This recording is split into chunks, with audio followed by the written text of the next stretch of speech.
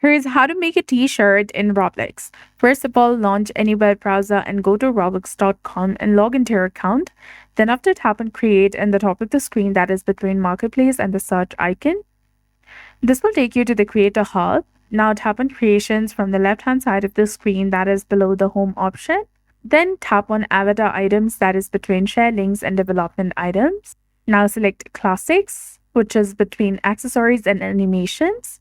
And here from the drop-down menu that appears, you can select classic t-shirts, shirts, or pants. Now tap on upload asset, which is highlighted in white color. Here you'll see the accepted file formats and maximum file size. And to upload your design, click on the upload asset option, which is highlighted in white color. Choose your design file from your computer and give it a name. Like, let's give it a name as test. Also write a description if you want, and then tap on upload from the bottom, which is highlighted in blue color. Before that, make sure that you double check the information, and your t-shirt design will then be uploaded. It may take a moment to load, and that's it. I hope you found this video helpful. If you did, please like, share, and subscribe. Thanks for watching. We'll see you again in the next one.